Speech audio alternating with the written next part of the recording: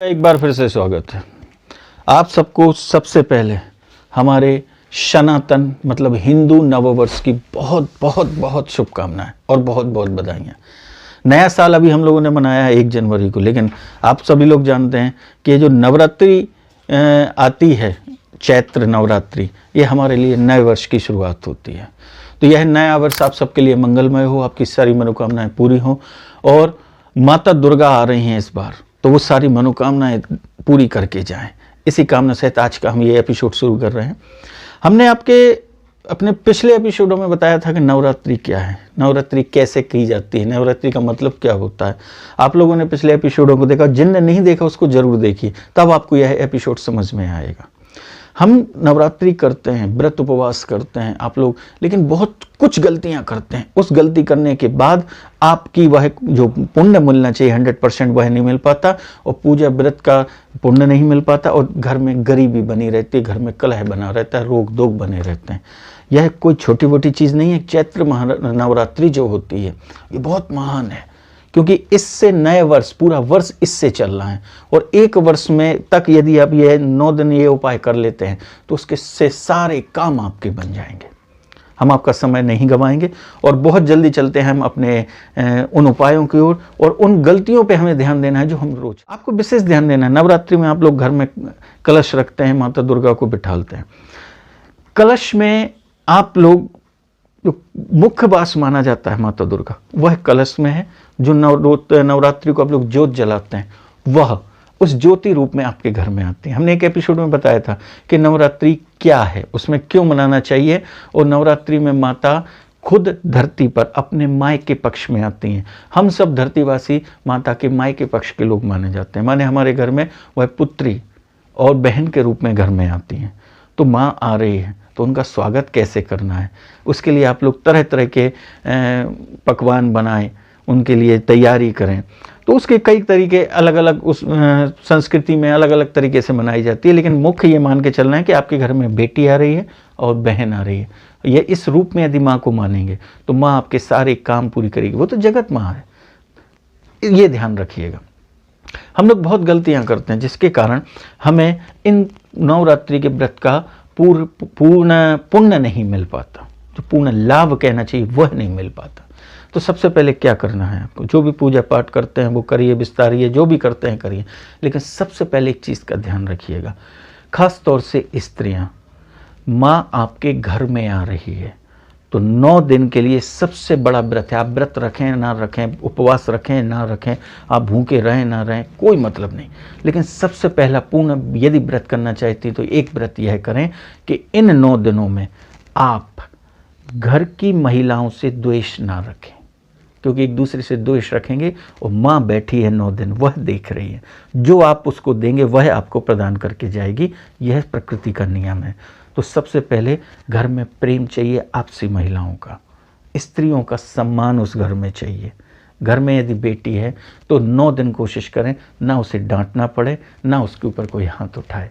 यदि 9 दिन, क्योंकि कन्या रूप में होती है माँ, हमने आपसे कहा ना, वह अपने ससुराल से माँ के पक्ष आती है, तो वह कन्या रूप में आई हुई है। और घर की कन्याओं को यदि आप बार बार डांटेंगे, उसकी बुराई करेंगे, उसकी गलतियाँ निकालेंगे और उस पर हाथ उठाएंगे तो माँ आपसे नाराज़ हो जाएगी। बहुत छोटी गलतियों से माँ नाराज़ हो जाती है, तो इससे बचना है आपको।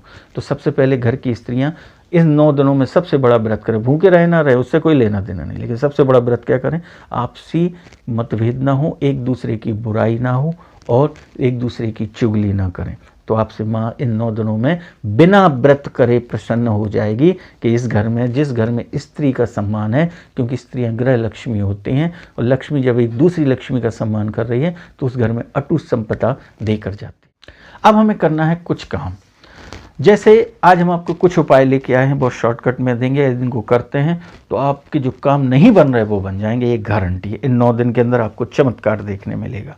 तो आपको सबसे पहले क्या करना है, सबसे पहले आपको ये काम करना है, जिस घर में गृह कलेश बना हुआ, बात बात में झगड़ा होता हो, एक दूसरे से लड़ाई झगड़ा होता हो और घर में 24 घंटा कलह बना रहता हो, बहुत अच्छा समय है यह 9 दिन। इसको कर ले तो साल भर आपके घर में सुख शांति होगी और सुमति होगी, और जहाँ सुमति तहाँ संपत्ति नान। तो एक बहुत छोटा सा उपाय करना है।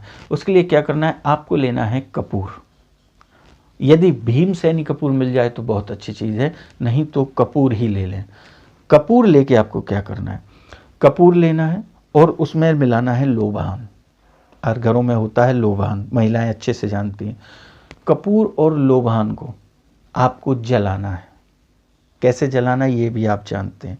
कपूर और लोबान मिक्स करके जलाएं और पूजा की जैसे ही आरती होती है, सुबह और शाम दोनों टाइम आप जब देवी जी की आरती करें तो आरती करने के बाद लोबान और कपूर को एक साथ जलाएं और हाथ में एक हाथ से घंटी बजाते हुए या किसी को साथ में ले लें, घंटी बजाते हुए घर के पूरे जितने कमरे हैं चारों कोनों में और कमरों में उसकी आपको धुनी देते जाना है घंटी बजाते हुए।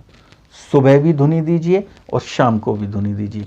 इसके करने से 9 दिन के अंदर आपके घर से ग्रह क्लेश खत्म हो जाएगा, आपसी मतभेद खत्म हो जाएगा और घर में प्रेम रहने लगेगा और माँ अति प्रसन्न होती है। घर में नकारात्मक ऊर्जा चली जाएगी, टोटल पॉजिटिव एनर्जी आपके घर में रहेगी। एनर्जी को हिंदी में क्या कहते हैं, शक्ति। तो शक्ति ऑटोमेटिक रहेगी जब आपके घर में पॉजिटिवता सकारात्मकता रहेगी और शक्ति रहेगी तो साथ में लक्ष्मी अपने आप रहेगी। यह उपाय आपको मुख्य करना उपाय।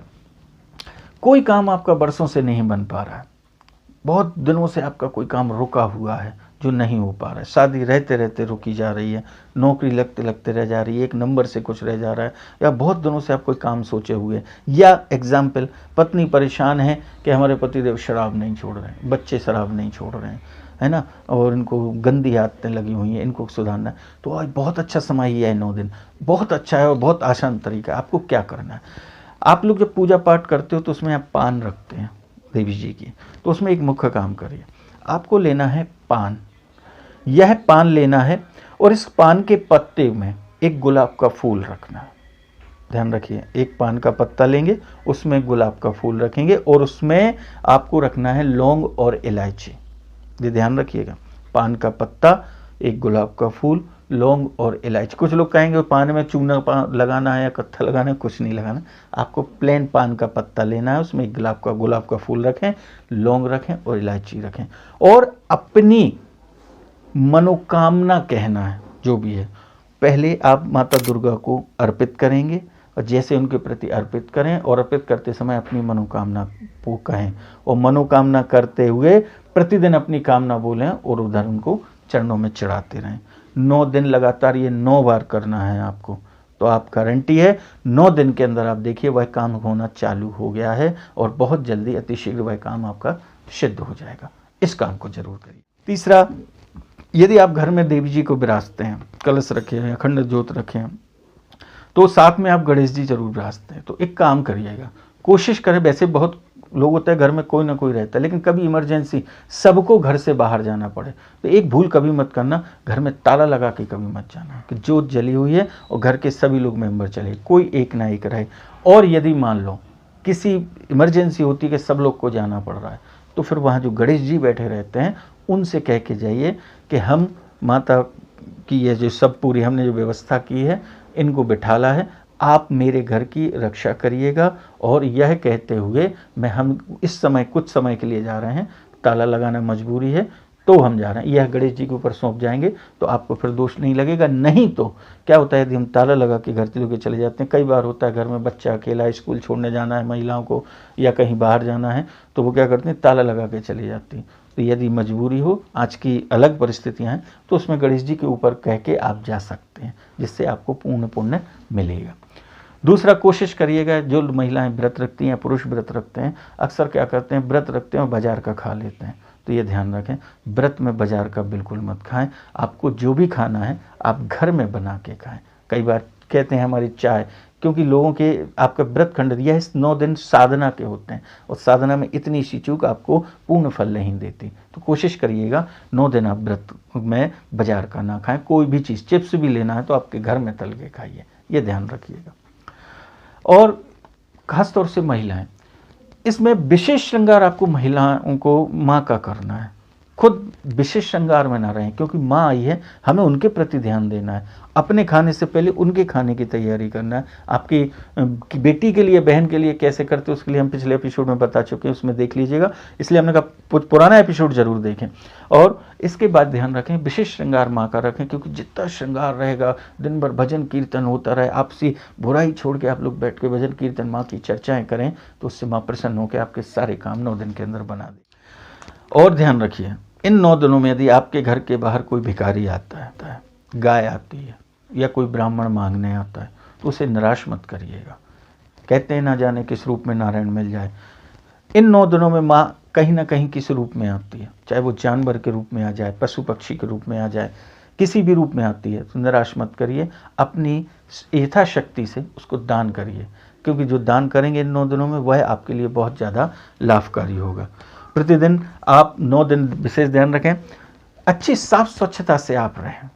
प्रतिदिन घर में आप अपने पलंग बेड के बिस्तर में ये जो चादर बिछाते हैं, 9 दिन अलग अलग चादर बिछाइए। जितनी स्वच्छता साफ सफाई रहेगी घर में, उतनी माँ आपसे जरूर प्रसन्न होगी। और नए वस्त्र, प्रतिदिन आप वस्त्र चेंज करें, साफ स्वच्छ वस्त्र पहने। ये नहीं कि रोज नए पहने, लेकिन साफ स्वच्छ रहें। और आप भी स्वच्छ रहें, स्वस्थ रहें, अच्छे खूबसूरत दिखें, माँ को खूबसूरत बनाए, उस माहौल को खूबसूरत बनाए, तो आपके घर में नवरात्रि का पूर्ण फल आपको देकर जाएगी। अब छोटा सा एक ध्यान रखें, हम लोग एक बहुत बड़ी बड़ी गलतियां कर देते हैं, जिससे हम नवरात्रि व्रत करते हुए और साधना करते हुए उसका पूर्ण फल नहीं प्राप्त कर पाते हैं। जबकि लास्ट में 9वें दिन क्या आखिरी देवी जी का है सिद्धिदात्री, मान 9वें दिन तो वो सिद्धि दे के जाती है, फिर भी हमें नहीं मिलती, हम वर्षों से कर रहे हैं। क्या गलती करते हैं, उन गलतियों को आप जानेंगे। आप लोग कलश रखते हैं, कलश में सिक्के डाले जाते हैं। कोई 1 रुपये का सिक्का डाल देता है, कुछ सिक्कों में आजकल वैष्णो देवी या लक्ष्मी जी के सिक्के होते हैं, वो डाल दिए जाते हैं, तो वो डालिए। तो उससे पहले दिन डालेंगे, उस सिक्का डालने से आपके घर में लक्ष्मी की प्राप्ति होती है। तो सिक्का जरूर कलश के अंदर आप डालिए, ऊपर से आप कलश के ऊपर जो दीपक रखते हैं वो रखिए। तो आपको करना क्या है, यह डालें।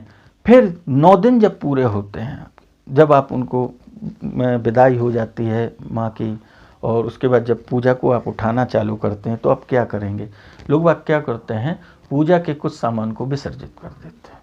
यह बहुत बड़ी गलती करते हैं आप लोग, विसर्जित नहीं करना। उन सिक्कों को अपने पास में रखना है। वह सिक्के जो होते हैं, चाहे वो 1 रुपये का सिक्का हो, वैष्णो देवी का हो, लक्ष्मी जी का हो, जो भी सिक्का हो, उसको आप अपने तिजोरी में या धन रखते हैं वहाँ रखिए। साल भर आपके घर में धन की कमी नहीं होगी। और यह गलती करते हैं, और यदि वह सिक्का आप विसर्जित कर देते हैं या किसी को दे देते हैं, तो आपके घर से लक्ष्मी चली जाती है। यह गलती नहीं करिएगा। दूसरा, सिक्का, फूल और चावल जो देवी जी को चढ़ा के रखते हैं 9 दिन, उसको भी आप विसर्जित कर देते हैं। ये गलती भी मत करिएगा। उन चावल का आप कहोगे अब हम क्या करें, तो उन चावलों को क्या करें, बचे चावलों को रोज अपने खाने में जो चावल बनाते हैं उसमें थोड़े थोड़े डालिए। उससे क्या फ़ायदा होगा, उससे सबसे पहले फ़ायदा होगा आपके घर से रोग दर्दता चली जाएगी। यदि कोई भी कितना ही रोगी हो, जिसकी दवा ना लग रही हो, वह चावल उसका मिला हुआ खाएगा, तो उसके शरीर से रोग खत्म हो जाएगा और आपके घर में सुख समृद्धि आना चालू हो जाएगी। इस तरीके से थोड़ा थोड़ा अन्न में डालते डालते उस चावल को ख़त्म करिए, उसको विसर्जित ना करिए। फूल को विसर्जित मत करिए। फूल सूख जाएं, सूखने के बाद आप अपने धन जहाँ रखते हैं वहाँ उन फूलों को रख लीजिए, और सिक्कों को तो रखना ही है। ये हम आपको बता चुके हैं। अब आपको क्या करना है, माँ को श्रृंगार का सामान चढ़ाते हैं आप लोग, देवी जी को हर महिला चढ़ाती है घर में, उस श्रृंगार का सामान उसके बाद आप लोग दान कर देते हैं। दान नहीं करना है। उस श्रृंगार के सामान को लेकर जो भी चीज़ें घर में जितनी स्त्रियां हैं वह आपस में आप लोग बांट लीजिए।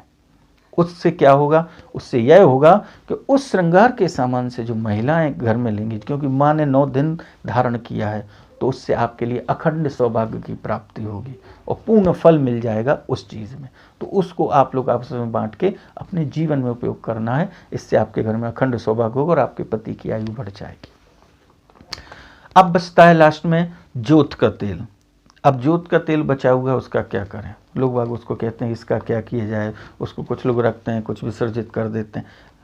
ये मुख्य चीज़ है। शक्ति का जो पूर्ण स्रोत था वह तेल है, क्योंकि उसमें 9 दिन दीपक जलाए, अखंड दीपक, तो पूर्ण शक्ति आ गई उस तेल के अंदर। वह कोई छोटी मोटी चीज़ नहीं है, तो वो पूर्ण पावर में, तो उसको आपको अलग नहीं करना है। उसको एक बॉटल में भर के रख लीजिए।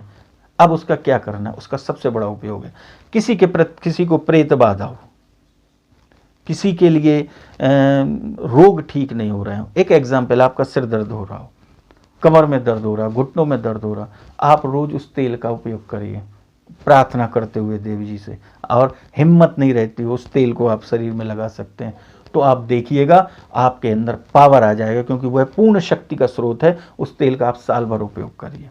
उसके बाद बचती है क्या कि 9 दिन आपने जो अगरबत्ती या धूप बत्ती जलाई है ना, हवन किया है, तो उसको आपको विसर्जित नहीं करना, उसको भी रखिए। यह आपकी पूर्ण शक्ति 9 दिन की शक्ति है, माता के 9 रूपों की शक्ति का पूर्ण जो फल है इन्हीं 2 चीज़ों में, एक बचे हुए तेल में है और उस हवन सामक जो धूप बची है, लास्ट में राख बचती है, वह है पूर्ण। उसको बचा के रखिए। उसको क्या करेंगे आप, यदि कोई छोटे बच्चे को नज़र लग रही है तो आप उसके माता से प्रार्थना करके उसके माथे पे, कंठ पे और सीने पे यदि हल्का सा लगा देंगे, उसकी नज़र तुरंत उतर जाएगी। आपकी दुकान में, आपके घर में नज़र लगी हुई है, उससे उतर जाएगी। आपके काम नहीं बन रहा है, ऑफिस में आपस में मतभेद हो रहा है, तो उस तिलक को लगा के आप जहाँ जाएंगे, जो कह के जाएंगे, वो विजय तिलक हो जाएगा, आपकी विजय कराएगा। हर कार्य में आप उसको साल भर अपने उपयोग कर सकते हैं और सारे काम आप उसको बना सकते हैं।